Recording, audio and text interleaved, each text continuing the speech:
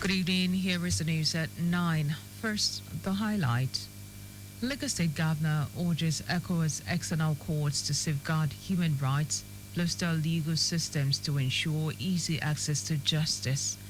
President Tinubu swears a newly appointed National Assembly Service Commission chairman, members, 2 new permanent secretaries. And on the foreign, Rwanda in early stage to talk with President Trump's administration to accept migrants deported by United States. And in sports, ex-French minister apologizes to Liverpool fan for 2022 Champions League fiasco. Now the news in details. I am Timi Dayo Anthony. The Lagos State Governor Babajide Sanwo-Olu has urged the Economic Community of West African States, ECOWAS, external courts to renew its commitment to safeguarding human rights, bolstering legal systems to ensure easy access to justice by everyone, especially the most vulnerable. Governor Sanwo-Olu made his appeal in his welcome address at the opening ceremony of the sensitization, outreach, and external court sessions of the ECOWAS Community Court of Justice in Victoria Island. The governor, who commended the president of ECOWAS Community Court, Justice Ricardo Goncalves, for choosing Lagos as host, maintained that collaboration and leveraging innovative partnership between the ECOWAS courts and organizations such as UN Refugee Agency could tackle the urgent challenges faced by the region to sustain the ideals of equity, peace, and prosperity for every citizen. And only by coming together and dedicating and rededicating ourselves to the rule of law can we truly build a peaceful, thriving, and inclusive West African community where everyone's rights are safeguarded and the opportunities are plentiful. Today's gathering, therefore, reflects that spirit of collaboration, and we believe it results as we join forces to strengthen our institutions and to bring justice closer to the people that we all serve.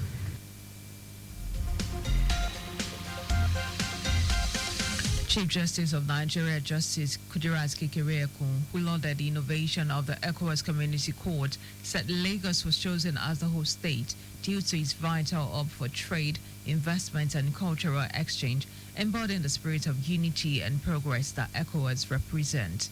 Kekereekun, who assured the public of speedy dispensation of free and fair justice, also promised to ensure that judgments delivered at ECOWAS Community Court are implemented at the National Judiciary. Judicial cooperation is the cornerstone of legal integration in any regional community. Within ECOWAS, where the ideals of free movement, economic development, and political stability are essential goals, our legal systems must operate in harmony. Also at the event, a former president of the ECOWAS Community Court, Femi Falana, commended the community courts for expediting judgments and electronic filing system from the comfort of their offices as part of technological-driven judicial system.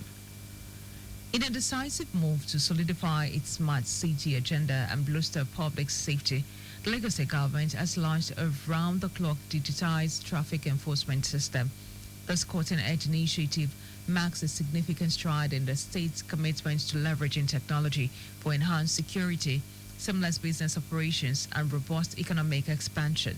Commissioner for Innovation, Science and Technology, Olatubosun Alake, underscored the Babajide Sanwo-Olu's administration unwavering dedication to cultivating a technology-driven ecosystem that fosters job creation, amplifies internally generated revenue, and fortifies the state's digital backbone. Alaki elaborated that the project entails a phase of development of intelligent video surveillance infrastructure strategically positioned across Lagos, adding that this 3-pronged rollout ensures a comprehensive and cohesive approach to both traffic management and public safety. A total of 25 teachers have been selected to serve as matrons and patrons of Kings and Queens Club, a student-based initiative of the Lagos State Domestic and Sexual Violence Agency, DSVA, aimed at promoting leadership, safety, and awareness among young people. They were selected at a 2-day training workshop organized by the DSVA in Badagry. While fielding questions from the media representatives, the Executive Secretary of DSVA, Titilola Bible Adeni, reiterated that distance will not be a barrier in taking out Queens and Kings Club in establishing the club in all education districts. Bible Adeni noted that this is the first time the club will be established in schools in Badagry. And now to the rest of the stories. President Bola Tinubu was sworn in the newly appointed chairman of the National Assembly Service Commission, Saviour Enyikiri, 12 commissioners, and 2 new permanent secretaries. The swearing-in ceremony held at the council chambers of the State House, Abuja, in 2 segments was followed immediately by the Federal Executive Council meeting. Chairman of the National Assembly Service Commission, Saviour, is an environmental expert and former deputy chairman of staff to the Senate President and will serve a renewable 5-year term as chairman of the commission. Each commissioner will also serve a renewable 5-year term. The 2 new federal permanent secretaries are Mr. Rafiu Adelada from Oyo State and Dr. Mukhtar Muhammad from Jigawa State. The House of Representatives Committee on Works has expressed satisfaction with the ongoing construction of Section 1 of the Lagos-Calabar Coastal Highway. Chairman of the committee, Akin Alabi, gave the commendation during an inspection tour of the project as part of efforts to oversight function of the committee. Alabi commended the quality of job, pace of work by the contractor, and supervision of the Ministry of Works. While acknowledging the few challenges pointed out, Alabi charged the contractor to ensure delivery of the project as scheduled. He promised that the Committee on Works will give the necessary support to extra costs required for completion of the project, noting that the contractor had judiciously utilized the funds so far provided. This project is a legacy project of this administration by dear President Asiwaju Bola Ahmed Tinubu.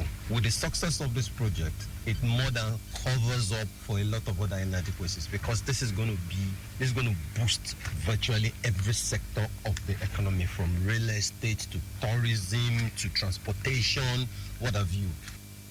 On her part, the Federal Controller of Works, Lagos, Olukorede Kisha, lauded the committee for an independent inspection and commendation of the contractor and ministry for the quality job so far executed.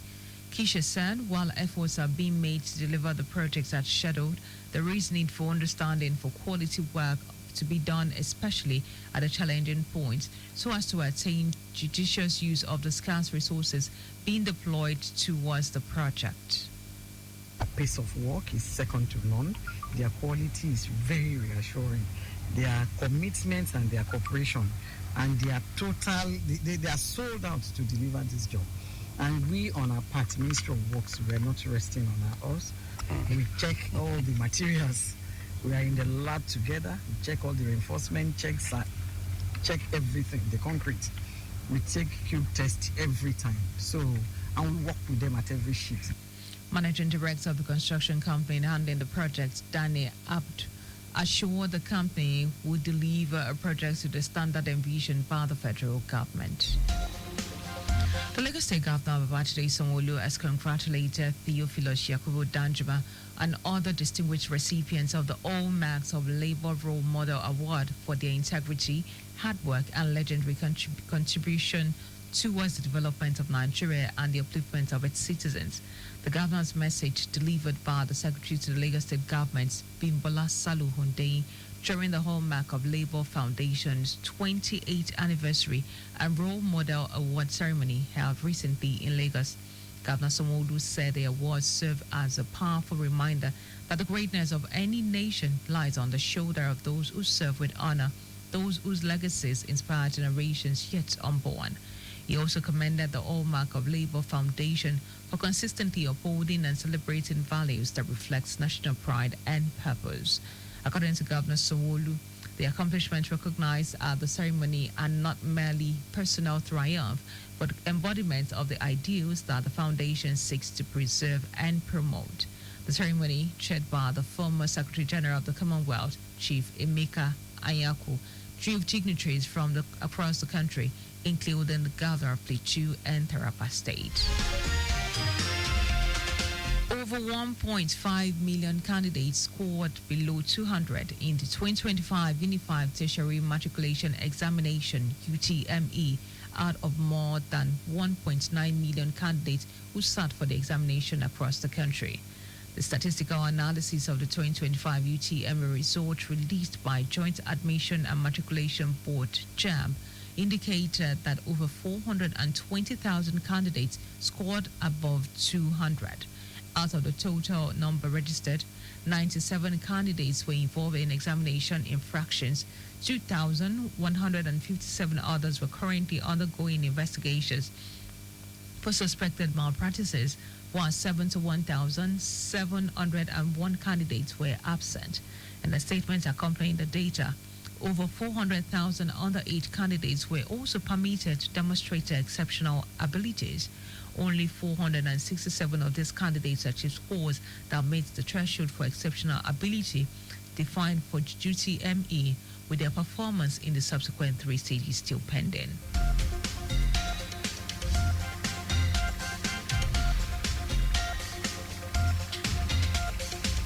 And now to foreign news. Rwanda's Foreign Affairs Minister Olivier Nduhungirehe says the East African country is in the early stage of talks with United States President Donald Trump's administration to accept migrants deported by the U.S. His comments follow U.S. Secretary of State Marco Rubio's statement last month that Washington was actively searching for countries that would take in some of the most deployable human beings. He said the talks are now new as Rwanda had previously agreed to accept migrants deported by the United Kingdom. To recall that the UK abandoned the scheme while faced numerous legal charges after Keir Starmer's Labour government took office last July.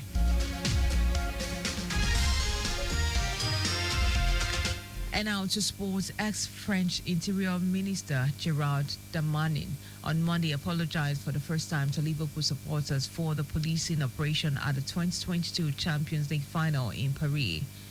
Darmanin, now Justice Minister, said they got the measures wrong in an interview broadcast on YouTube.